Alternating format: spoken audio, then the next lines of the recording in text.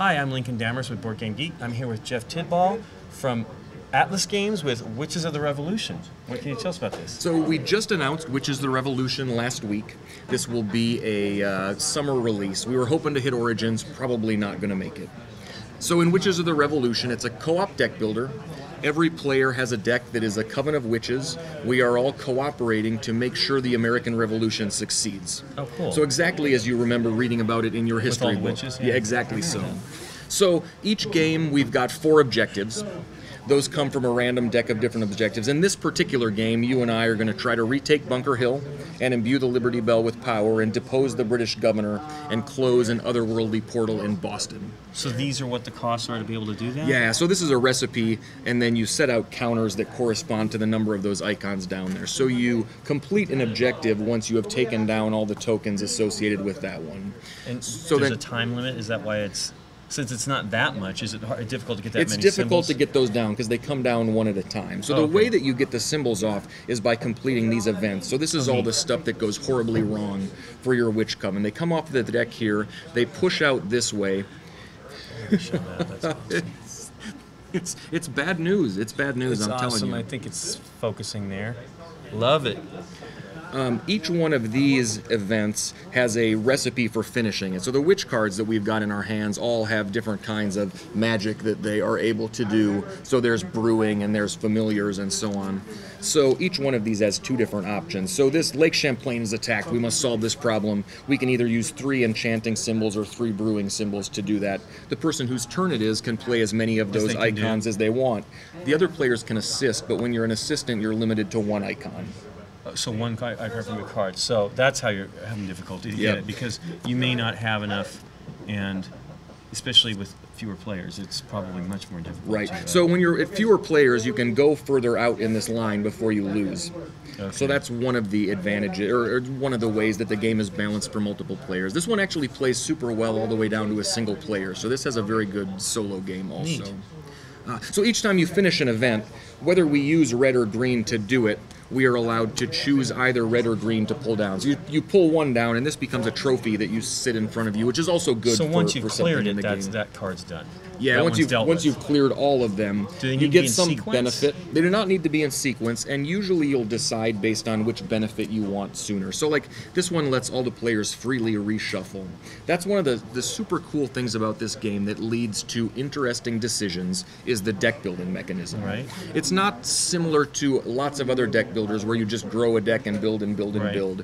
In this one, you send witches out in order to recruit more witches. So the pentagrams match. So I'm sending 2 pentagrams out. I'm getting 1 pentagram back. That actually made my deck 1 card smaller. Right. And reshuffling is horrible. Okay. Every time you reshuffle, the moon track advances, which makes every event more expensive. And it also sends more events out, which is also bad because that's going to lead to our ultimate loss if these stack up too far. So how many cards are going to be in your deck, and what do you do to deal with cycling your cards? Well, you're just going to have to shuffle them, but you don't want to make your deck too small. But on the other hand, the more difficult events, so this one's got 5 or 4 symbols on it, but once you've gotten up to here, that gets super expensive. It's great to have witches like this that have 6 symbols on them, but you're thinning your deck out a lot, so you just have to be careful and be very deliberate. The +2 is what? Is +2 more icons so of whatever it is. So that it's of what it is. Exactly. So this one has got to be then 6 7 rituals or 7 channeling. Yipes. So that's where the collaboration element comes in, because you're going to just need assistance of the other players in order to get that done. So these are basically the start. Yep. So these are 4 different start decks. You start with 15 cards in your... So each one is a roll. So this is Seeker. No, they're all Seekers, just different Seekers. Seeker is a class of witches, right? So my 15-card deck is the same as your 15-card deck. You just have a different illustration, because then we can sort them out more easily at the end. And so if you were to play, we would have to pick. You're hoping to upgrade your cards. So when you bring a card into the, does it go into the discard pile? It goes to the top of your deck. That's one of the cool things. So you draw that one next. As soon as your turn is done, you're going to have the one that you just recruited. It'd be difficult to get that in there and have to discard it, and then force yourself to do the reshuffle. I mean, obviously you're going to have to. But it seems like you might have a little bit more deck management if you can, get the things in the right sequence to be able to pull off something super strong. And then there are some cards in the deck here are relics.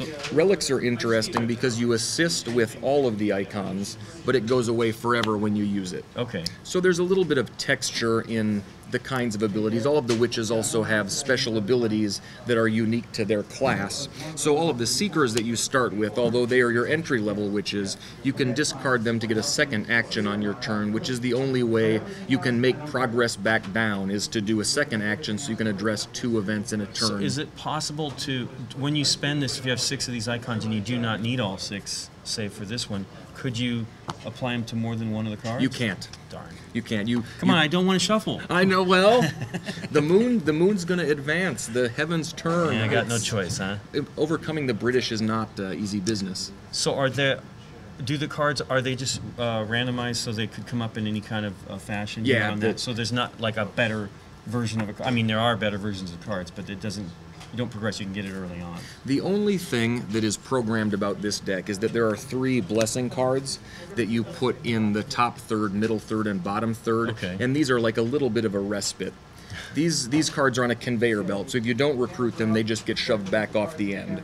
When the blessings come up, you don't shove for that turn, and you get to choose one or the other advantage. So that might be to pull one of these off without overcoming it, or to take an event out of the line that you're having a particularly horrible time doing it, or everybody draws a card or something like that. So are they the same? There are 2 different blessings. There's a blessing of summer card and a blessing of winter card. There are 3 of each in the game, so you randomly take 3. So you might get 3 of one, 3 of the other, or 2 and 1. Neat. And so they are. Oh no, they're the same. These at least are. Yeah, the winter ones are both this. Okay. They're all 3 the same. Okay, neat. Cool. So you could. Are you going to have 2? It's just going to be 3 random. It could be 2. Yep. Some. Okay. Interesting. Well, cool. And you said available maybe Gen Con? July. Okay. It will certainly be out at Gen Con. Our current hope is that we're able to release it on the 4th of July. Oh, that'd be neat. Well, cool. Well, thanks for showing us. Yeah, thanks for having us down. We really appreciate it. Cool. Thanks very much. Awesome. It looks nice.